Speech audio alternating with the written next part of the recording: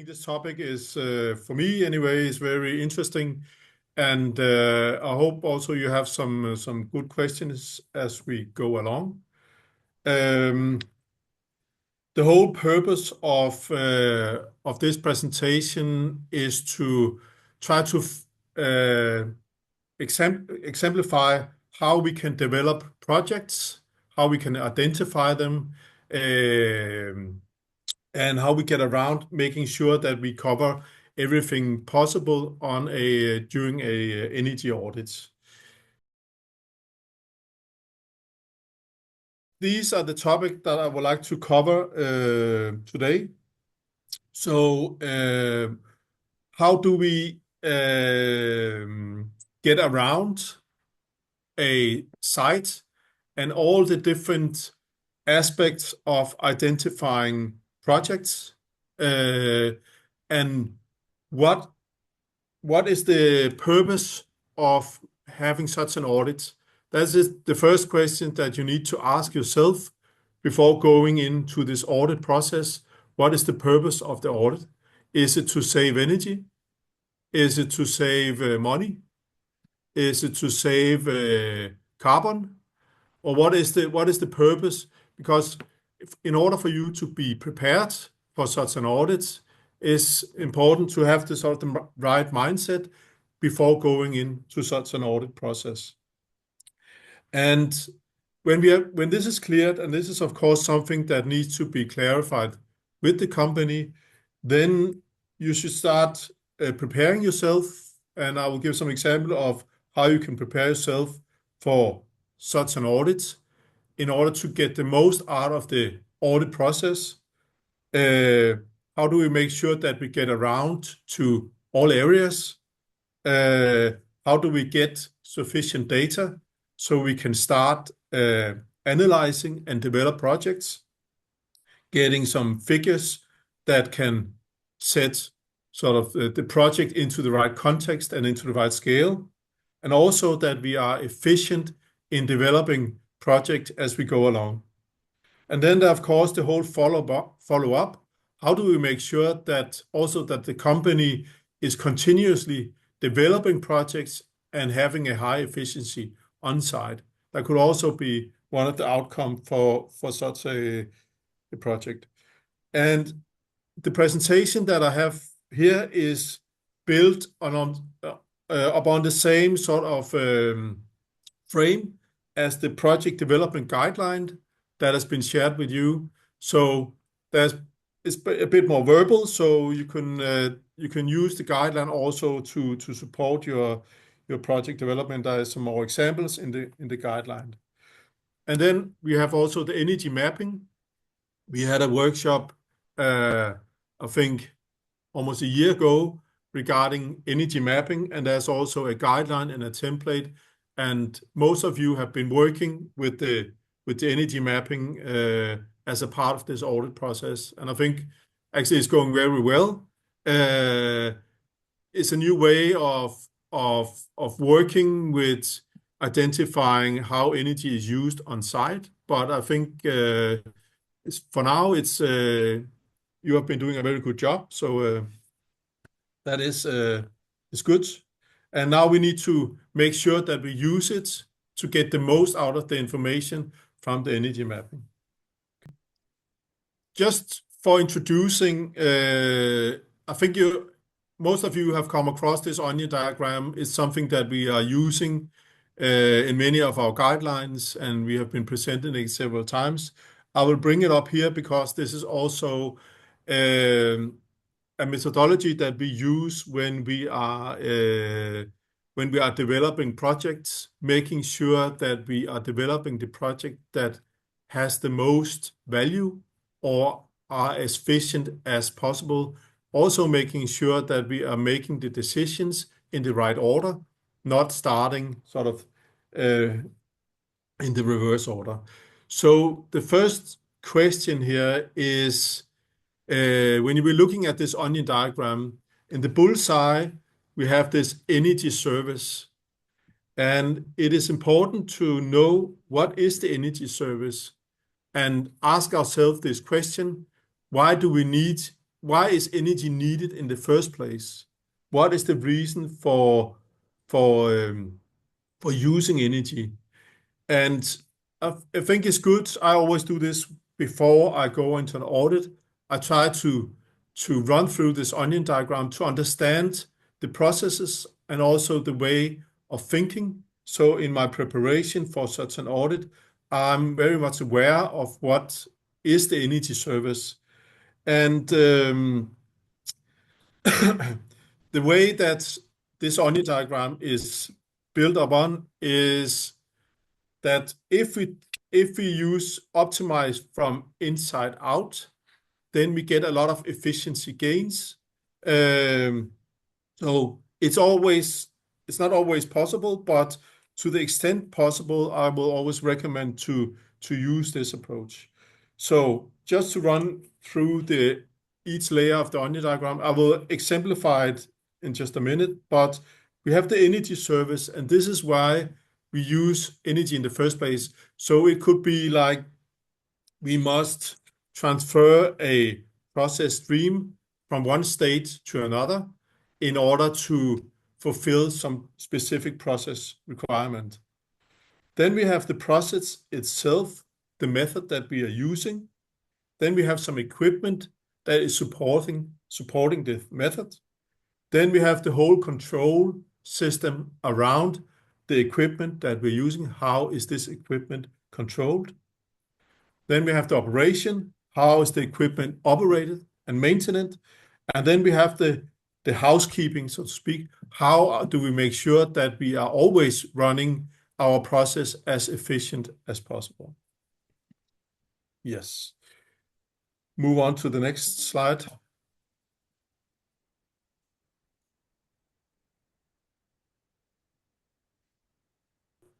This is an example, and I think in the presentation there is another example that you could also look at. Due to time, I've not included it here, but when you get a handout, you can study this. But if we take this example, this is an example of a production of cristobalite, which is a part of one of the audits. This is actually an example. This is not the exact one, but it's an example of a similar process where we are first transporting a mixture of different input material. Then they need to be dried. Then they need to be heated. And then they need to be cooled and stored. So this is what is actually going on today in this process.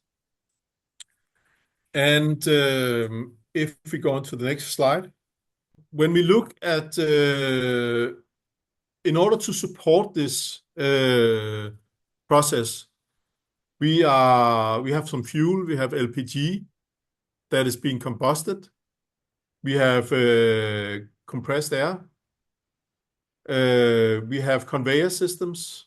We have cooling systems, all to support these. And then of course, we have a lot of motors and pumps also supporting this system. But we could ask, what is the energy service in this case? So what is it? Why do we actually need to use energy in the first place? So what we need here is we need to produce cristobalite from quartz or silicates. So this is the service that we are actually trying to perform here. And then we could ask the question for ourselves and also when we're on site, is heat treatment necessary? That is an open question. Maybe it's obvious. Yes, it is. But are there alternative sort of methods that could be used? Are there alternative raw material to producing the cristobalite so we will not have to have the same heat treatment? How is this process actually performing compared to the best available technology? So these are some of the questions that we could ask ourselves to get a better understanding of this energy service. But keeping in mind that what we are doing here is that we are producing a specific product. And then if we go to the next slide,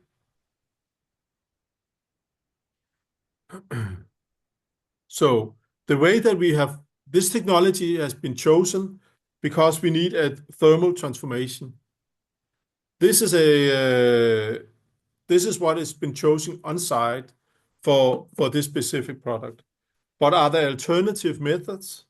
Could we use high pressure treatment, for instance, instead of this thermal treatment?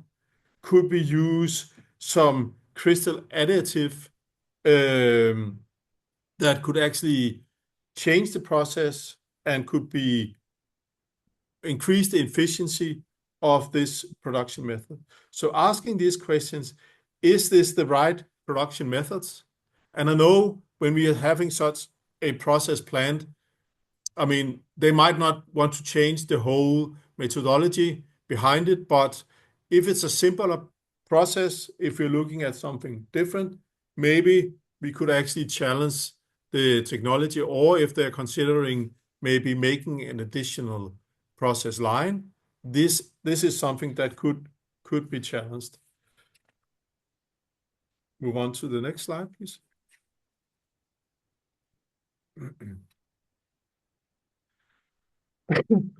Then we have the equipment, and we use LPG for heating. We could ask ourselves, are there alternative ways of generating this heat? There are maybe other fuels that could be used.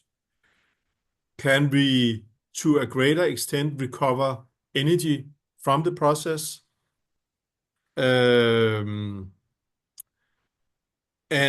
the components that are used, are they as efficient as they could be? So looking into every piece of equipment, seeing, is it as efficient as it could be? So it could be, for instance, the transportation system.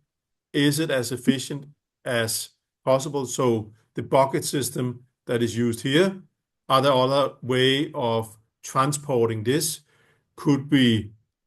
Why not we use gravity? Could gravity be used somehow? Can we, to a greater extent, recover heat from this process?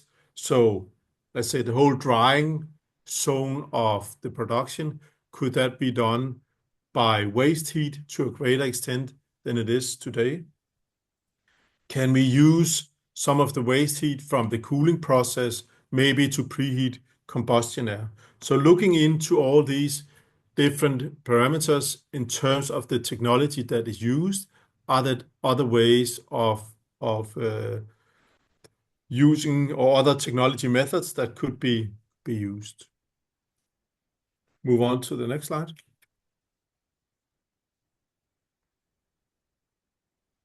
Then when we are looking at the control part, then we should ask ourselves, how this system controlled?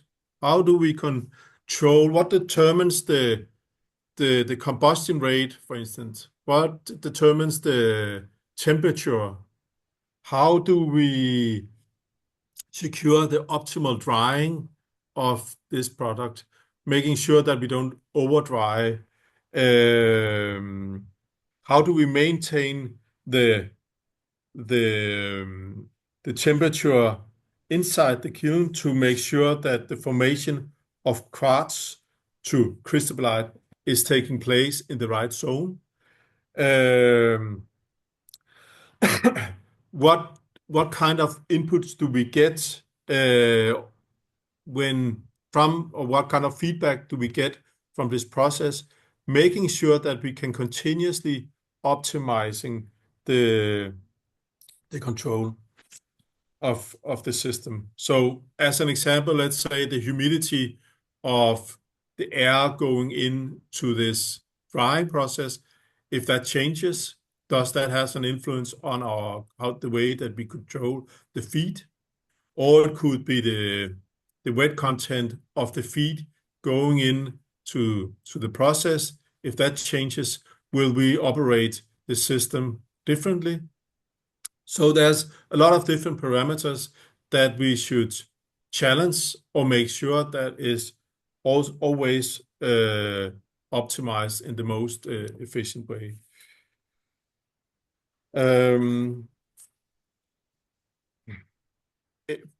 Please go to the next slide. Good. So when we are looking at the operation and maintenance, and this is more focusing on keeping the performance of the process high as possible.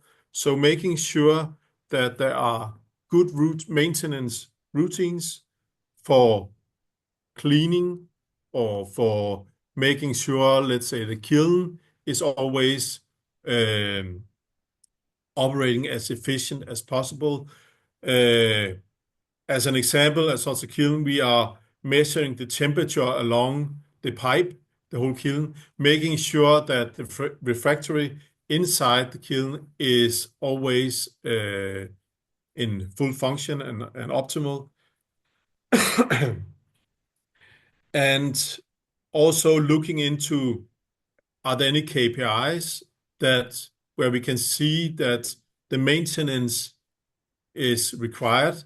It could be from the cooling process, could be for the kiln, the specific number of energy that is put into the system per ton of product. If that changes, then we need to react. That could be due to maintenance. It could be filters that are filling up. So all these indicators of having an optimal system is something that you need to be aware of when you are looking into the operation and maintenance. And then there is the good housekeeping. And as an example, please go to the next slide.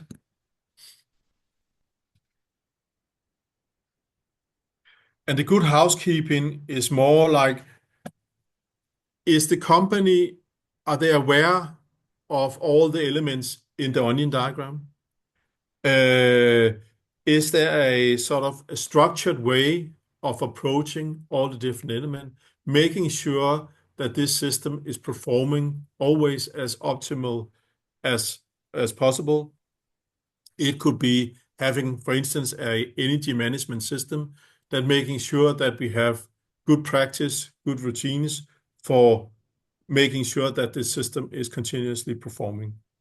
It could also be making sure that the employees are trained and skilled, knowing that when they change the parameters, what are the effect of these parameters that are being changed.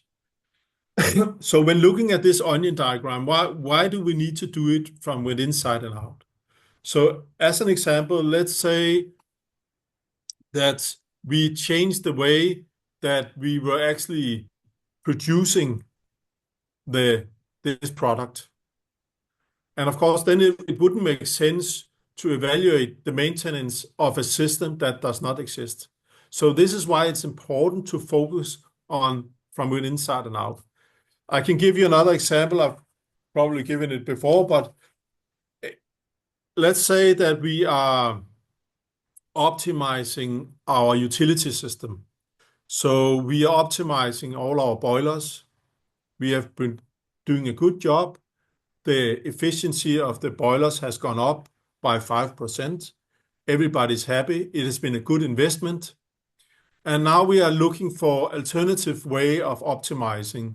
And now we are start looking into the process. And let's say we could reduce the energy consumption for this process that we are looking at here by 20% by implementing different heat recovery steps in different areas.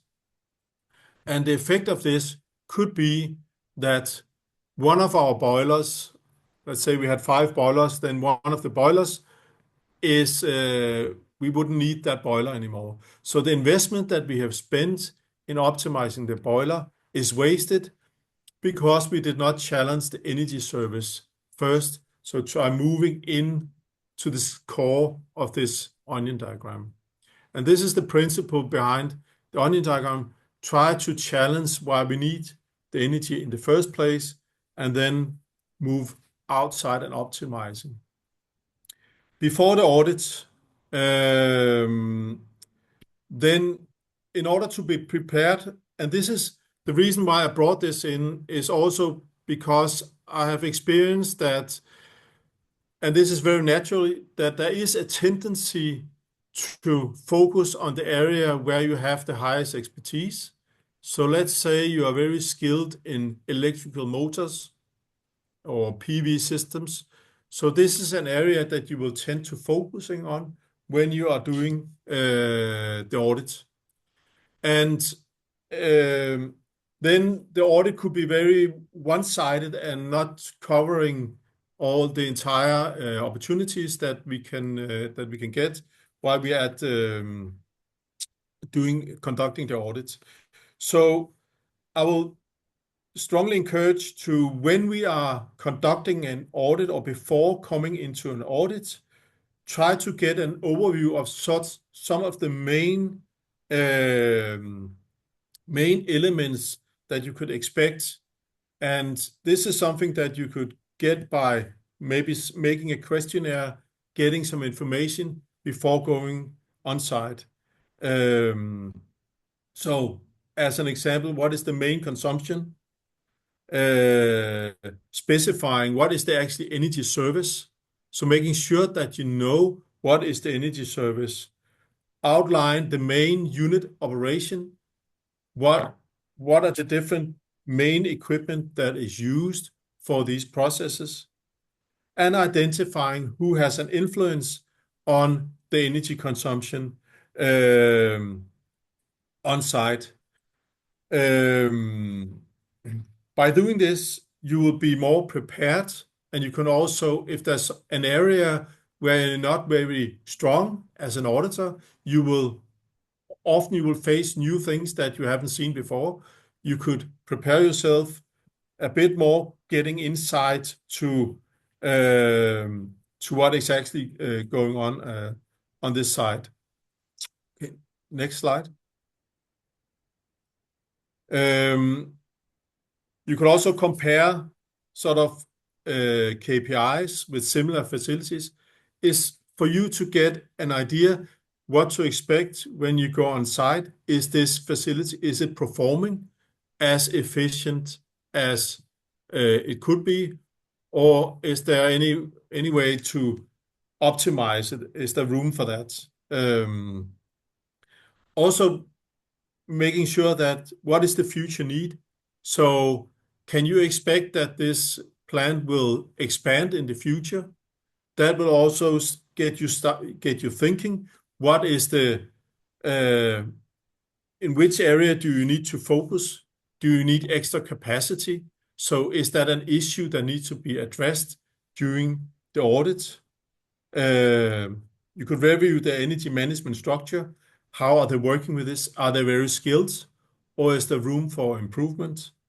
And then you can start building the screening list. And often I always do that before I go on an audit. I have a sort of a rules list on a experience from similar audits. And the reason why I make this list is to make sure that I will cover all the necessary areas.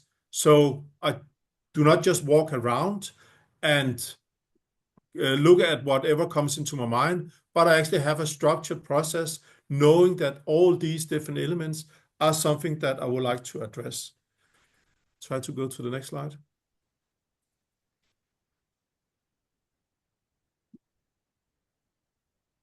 And this is just an example. We have talked about the onion diagram, but this is just an example of how to build such a screening list, making sure that you get around to all areas.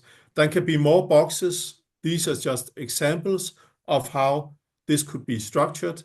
So getting around to the process, the production, looking at utility, building, raw materials, and so on and so forth. But just having this list making sure that you get around to everything when you are on site, and not only the things that you are skilled or have where you have a special interest in working in these certain areas. Yeah, please move on to the next slide.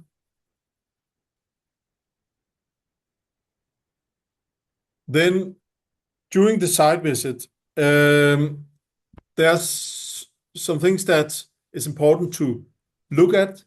There's the inefficiencies, like thermal losses. Also, idle load is an important way because that's also something that will be reflected in your energy mapping. If you have idle load, then you might have a very low mapping degree because this is something that will probably not be reflected in the energy mapping. So idle load is important. Startup, stop of processes. Is it a continuous? Is it batch? That all can be related to inefficiency. Then, of course, maintenance. What is your impression of the system? Is it maintained or is it very dirty? Is it old equipment? Is it almost at the edge of breaking down and so on? Then there's the whole operation, getting an idea of the operators. How are they actually operating the plant? Who is making the decisions of different control parameters? For instance, let's say we are in a food processing plant and we have a CRP routine. So who is making the decision? How long will the CRP be running for? What is the temperature? What is the frequency of the CRP? And so on and so forth. Because this is all something that is related to energy consumption. And this is something that you should challenge the operators on, because this is also items for optimizing these different control parameters. And then, of course, the equipment. What is the state of the equipment? And yeah, move on to the next slide. Here's some more example of inefficiencies. There's this list of source and sink, and that could be something. I mean, it's only inefficiency if it's a loss, if it can be reused, and this is why it's good to have this source and sink list start building up. Where do we have some losses? Where do we have potential use of the loss? We could also look at how processes are being operated. For instance, we heat up, then we have a constant temperature, and then we can cool down again. Can we improve this by using the cooling for the heating part? So that's also a way. And then there's of course the thermal part. You can use the thermal camera, like in this example. Are there heat losses? Are there losses from steam trap, flash steam control? So there's a lot of different elements where we have these losses. There's also the compressed air. We have leakages. We have pressure levels. All this can be challenges. The cooling part. What are the operation parameters that we are using? And then there's the maintenance, evaluating the routines, monitoring.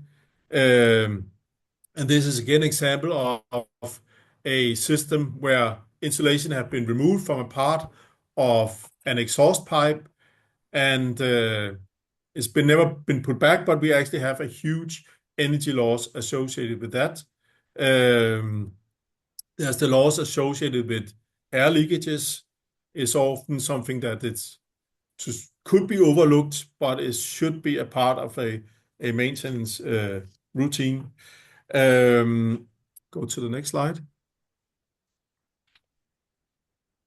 Then we have the whole operation. So when we look at a drying process, how is the drying controlled? What is the relationship between the product, the air, the temperature? Is that something that is controlled in a proper way? When we look at the drive, for instance, what kind of drives are we using? What is actually the purpose of having a drive? The drive could be a inefficient way of controlling the speed. We could also have a throttling instead of a VSD. So there's a lot of different ways to look into, but it could also be actually trying to challenge.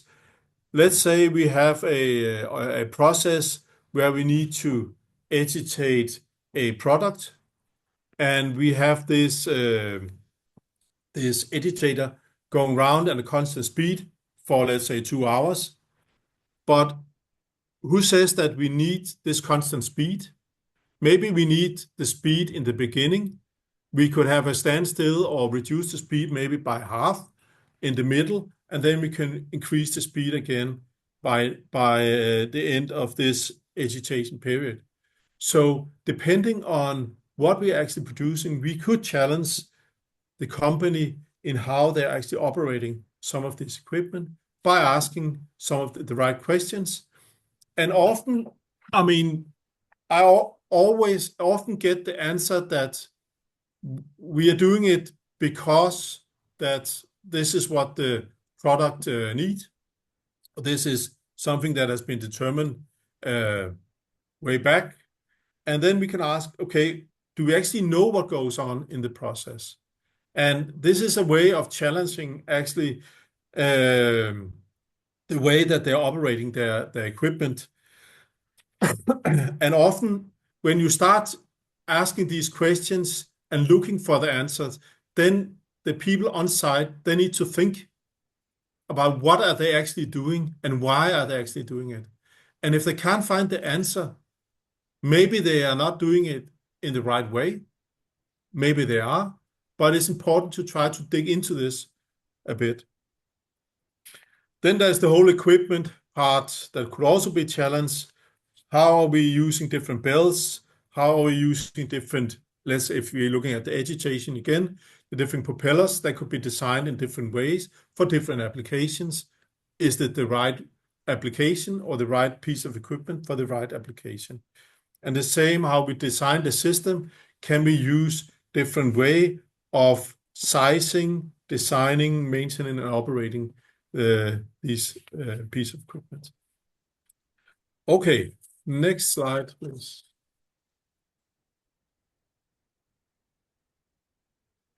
Okay, energy mapping. So why do we need the energy mapping? I mean, they often have a lot of numbers, and we can collect a lot of data, and then we can puzzle down some that is some kind of energy mapping. But I think what the importance of making an energy mapping is, first of all, in the process of making the energy mapping, you get a mutual understanding, both you as an auditor and the people on site, how the processes are linked, how is the energy used, what are the conditions that energy is used. And from my experience, this is often a process that takes some time, and I think this is also what you have been discovering. This is not clear for everyone when we start such an audit process. And in order for us to make sure what is the energy service going into each layer of the onion diagram, it is important that we know exactly what we are doing and what we are dealing with. Because if we are not aware of this, we will make the wrong decisions when we start developing our projects. So looking into how energy is used, how the different processes are connected, then we are able to calculate the energy used at different elements, processes, and in our utility systems. And then when we are identifying projects, then we can easily say in the magnitude, what is the potential savings here?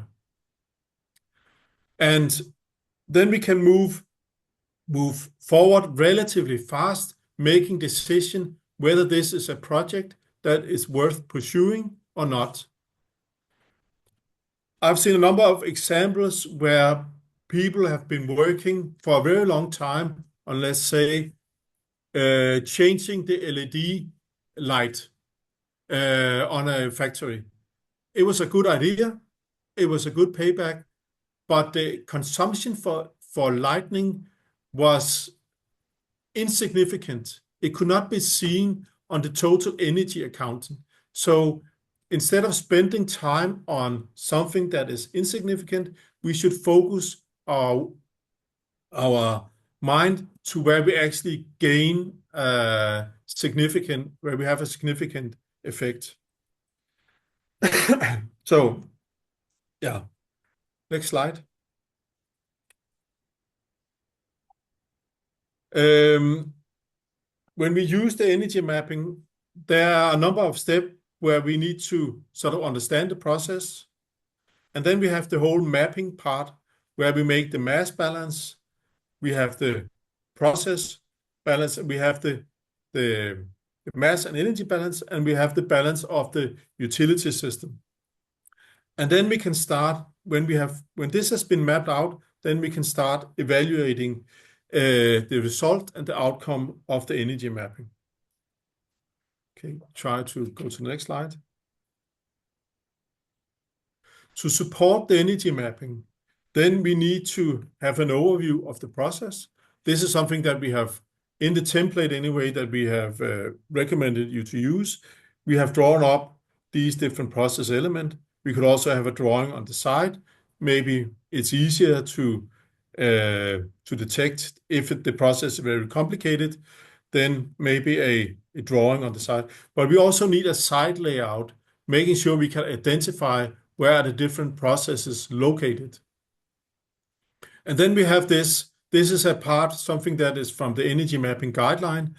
When we have mapped out our energy consumption and we have done the first iteration, then we have this mapping degree, and we can decide, can we account for sufficient amount of the energy? Are we satisfied, or do we need to improve this whole the mapping degree further in order to satisfy our demand for our baseline in order for us to start developing projects?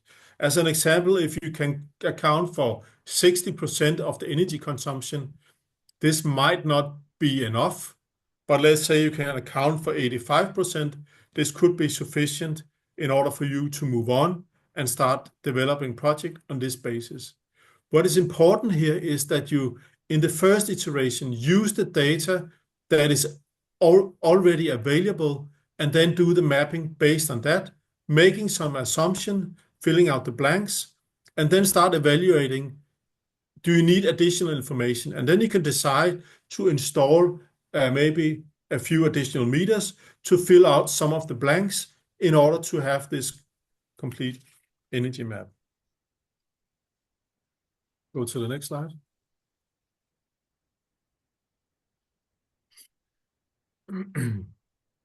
These are some of the results. There are many ways of displaying. When we're looking at the electrical consumption on a site, this could be one way of mapping it out. We have different areas.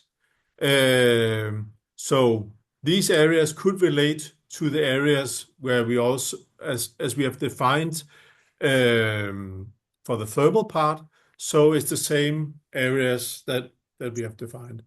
And this gives us a hint of which direction to focus. Let's say it could be around a dryer, it could be around of a washing process. Then we could focus our view to this specific areas. Another way of approaching is when we look into this electrical system, is a bit different approach than start developing projects on the thermal system. So we could also decide to divide our any electrical energy consumption into areas for, let's say, motors, drive, different transportation systems, cooling systems, lighting. So categorize them into different areas and then try to evaluate these areas. Because often when we are optimizing electrical systems, we are taking a different approach than for the thermal systems, because what we are challenging here is looking into, are we using as efficient motors as possible? Do we have the right standard for using motors? Are we using drives instead of gears, belt, and throttles, and so on? So the way that we control, do we have an efficient strategy on doing that? So it could be another way of trying to divide this in. Let's say our motors will account for 50% of our consumption. So maybe it could be an idea looking into how efficient our motors, and then have a very sort of focused on developing projects specifically regarding the motors. Move on to the next one. When we look at the thermal part, then look into the significant users. Where do we have the highest potential, or where do we have the highest consumption? We have different processes, but also losses could be an element that we could also address here. So let's say we have this big drying process. The drying process it could be process B in this case, accounts for almost 40% of the consumption. Maybe this could be an area where we should actually spend some time developing projects around this, because this is where we can get some high value out of these projects. Also, we could also look at these systems that we actually have. Now we know we have made an energy mapping, so we know what is the temperature needed from a process perspective. So we could look at our utility system. Are they tailor-made for actually supporting what we are asking for here?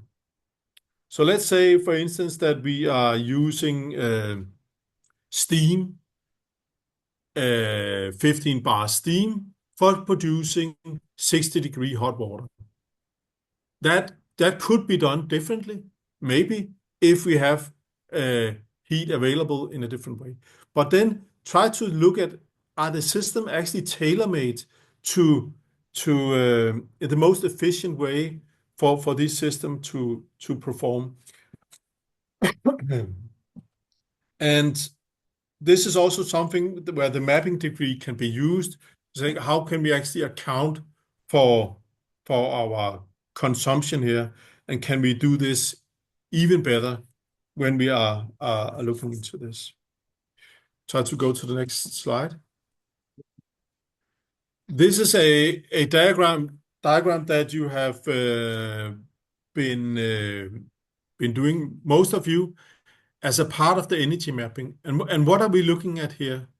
This diagram tells us how much energy do we use per degree for heating, for cooling, and then we have added this sort of available waste heat part, also to try to get an idea of, do we have any potential for developing any waste heat recovery projects here.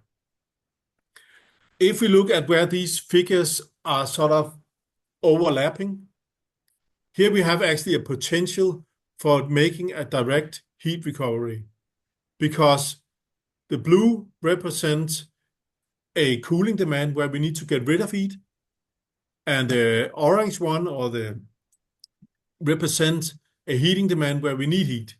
So if they are overlapping, there is a potential for us to actually recover some of this heat. And ideally, the area that we are overlapping, we could actually take out of the equation in the ideal situation. I know there's a lot of things here that makes this unideal, but this is a way to start trying to motivate and see, okay, can we identify these areas then? And how much of this can we actually recover? And the yellow part in the bottom where we have the waste heat available could cover the part that is overlapping with the orange field. So this is a way starting to getting to know where do we have potential of optimizing our process by doing this heat recovery system. And you can, when you have the energy mapping, you can try to when you have a site layout, then you can look at the site. Where do we have these heat demand, cooling demand, waste heat potential in areas that are sort of in the same region, so not very far from each other. And then you can exclude the ones that are very far away, and then try to make another figure saying how much can we actually recover here by excluding the ones that are within the same area, if we are going into these recovery systems. And if we want to not make direct heat recovery, but we want to actually try to go back.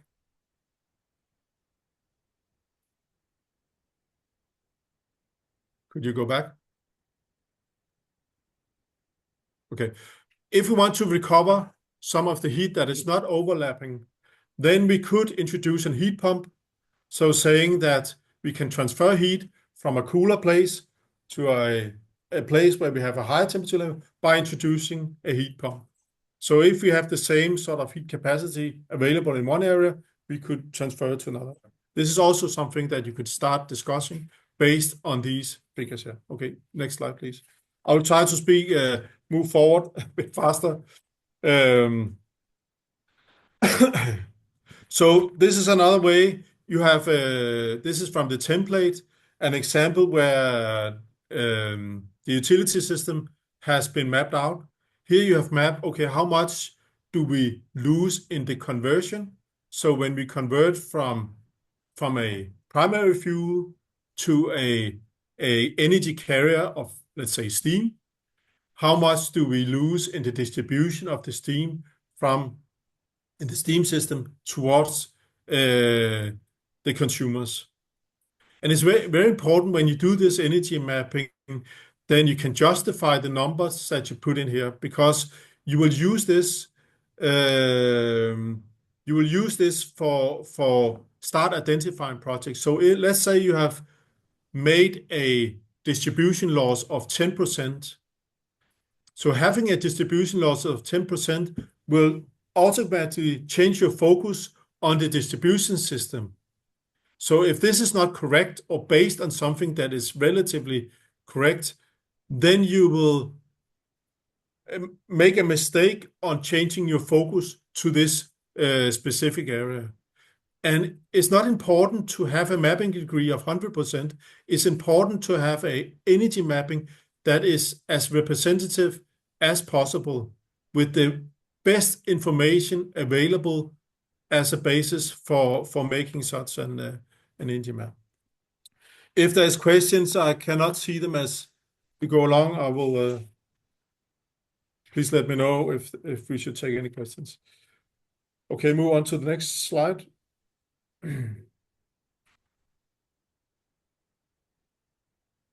Yeah. This is again an example from another energy mapping where we could see that first of all we recover some heat from one process to another process. We have the conversion. We have the different losses that is accounted for. We have the use for compressed air. We have the use for the cooling systems. We can also here look into when we know we have a compressed air system using a certain amount of energy, then we can also discuss whether we need to recover some of the energy related to the air compressors. We could look at the efficiency of the cooling systems. What is the coefficient of the performance? Can that be improved? How is this cooling system operating compared to what our actually energy needs is when we look into the onion diagram or the energy service. Okay, go to the next slide. This is another way of also displaying and then arguing for why should we actually tailor-making our system. Is there room for heat recovery? If we go look at this, we could see that 60% of our energy consumption or 55% of our thermal demand, of our heating demand, is below 60 degrees in this example.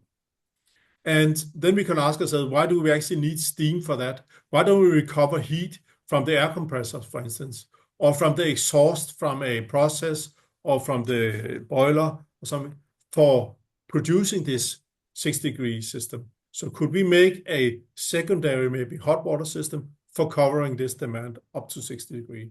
The same we could ask ourselves for cooling. Why do we have an active cooling process where we actually cooling above 30 degrees? Can that be done by just natural cooling? Can we do this by water cooling from a nearby river, by air cooling? Could we use different methods for these cooling purposes? And now we have the number of the energy amount that is used, so we can also convert that into a financial figure, and we can ask ourselves, is there a basis for developing a project on this specific area? Go to the next slide.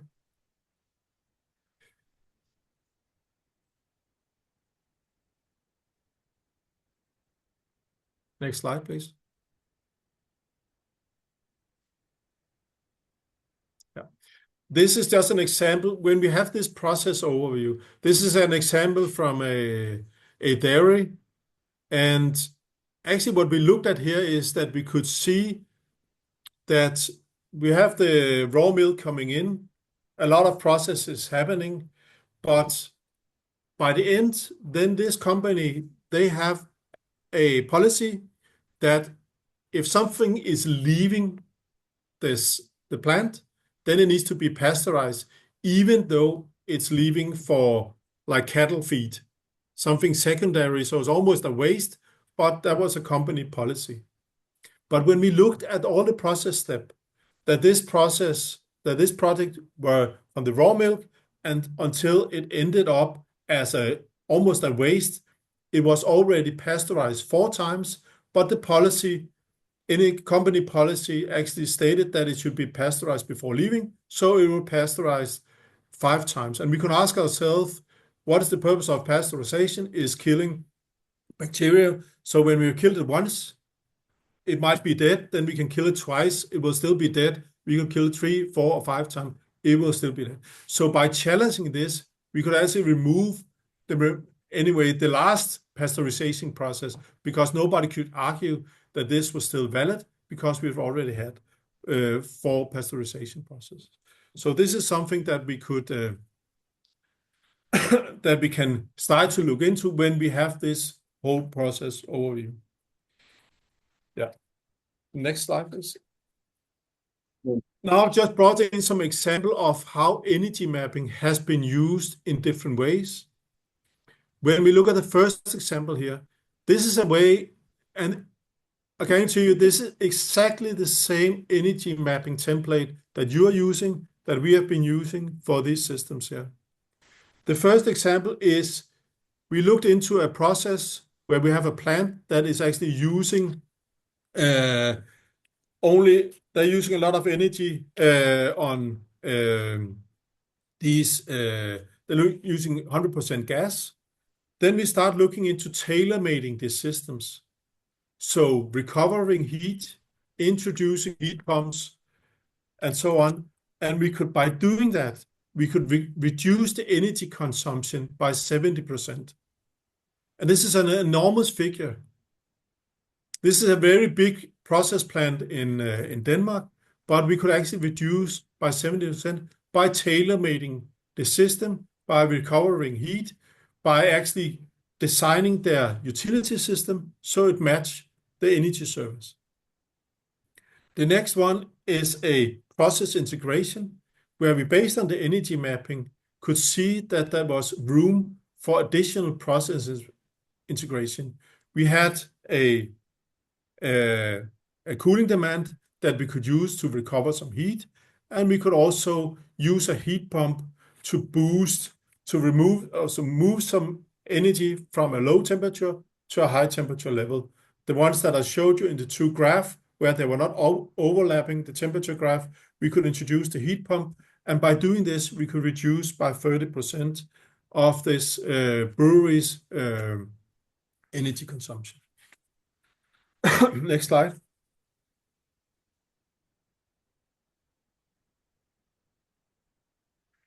This example is an example of Sorry, is that the slide you need or previous one? Previous one. Previous, yeah, that one. Okay, here's two examples of, we have a heating and cooling. And why don't we use all the heat that is removed from the cooling system? Why don't we send that back into the heating system? So we make a closed loop, just letting the energy circulate within the processes. And what we made some direct heat recovery, and then we built a heat pump on top of the cooling systems. And by doing that, we could again then tailor-make the system, making the energy conservation, making the energy circulate within the processes. And we could save 33% of the energy consumption on this side. And the last one is an example of where we have collected a number of waste heat sources from the cooling system, from the air compressors, also from a combustion process, and then combining it into a 60-degree hot water system, where we could actually fulfill a large part of the energy demand on site and reducing 15% of the energy consumption on site. Okay, next slide.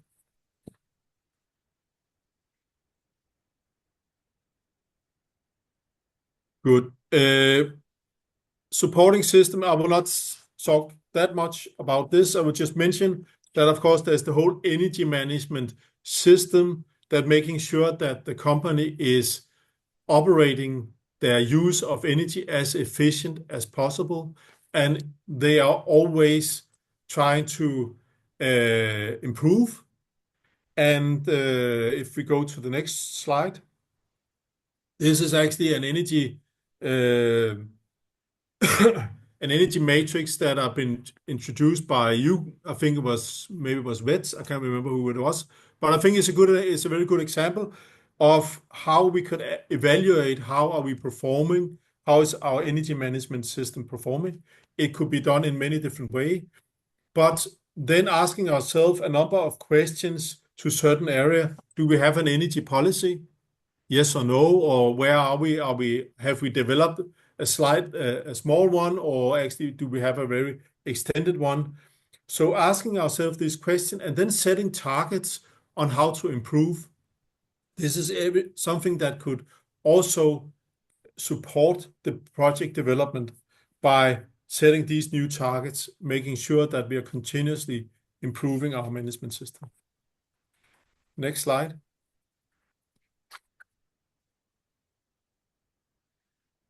This is just to mention that in some cases, it could also be interesting to look around your neighbors. Let's say you have a lot of waste heat that you cannot utilize yourself. Could any of your neighbors actually using this waste heat? So, I mean, we have several examples in Denmark where we actually have a business case in selling waste heat to a neighbor, where this waste heat has a value of and replacing the primary energy and also reducing the carbon footprint. So it's just also maybe think a bit outside the premises of the company, see if there's also potential for collaboration across premises. Okay, next slide. Then I will just have these you should look into, I mean, what experience do we have for similar production site? And it's also, as I mentioned in the beginning, it's very important that whatever you develop of projects, that you lean towards the company's strategy. So if they have a strategy of being carbon neutral, this is also where the funds will be released for investments, because they often know that this is what is needed for making such investments. Yeah, go to the next one. Then we have these project, and I'm sorry if you have expected that I will go a bit more into these different project develop A and B. We had a session on these feasibility and pre-feasibility study where we also touched upon this area. Please go to the next slide. But the whole idea, please go to the next slide.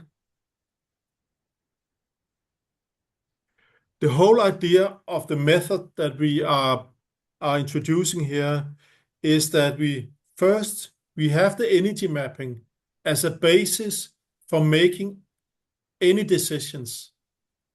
And all the projects that has been developed anyway in the beginning should refer back to the energy mapping.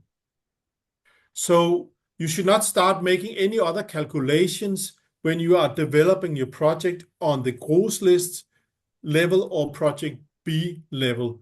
Use the energy mapping as a reference, because you should trust the numbers in your energy mapping, because these are the figures that is based on the best available data.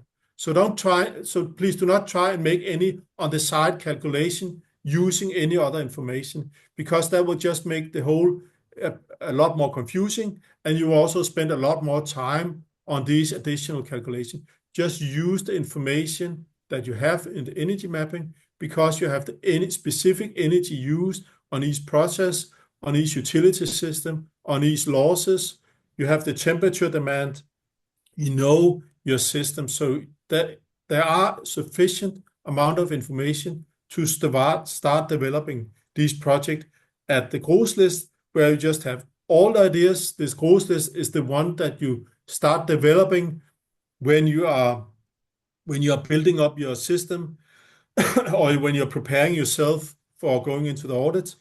And then you start narrowing this gross list down for the basic level, the project B, where you are looking into the energy savings, financial savings, a basic project description, and then some of the investments that need to be done. And then you can, together with the company, then you can decide which projects are candidate for the advanced level, level A, where you go into a more detailed project development related to these specific projects, where you also include some more process illustration. You have also include a risk analysis. You also be more specific in the investments, and there could be a number of other non-energy benefits that should be taken into account. All right, there was a lot of talking from my side, and I could see that a lot of questions also popped up. Maybe I can answer them in writing afterwards if we run out of time.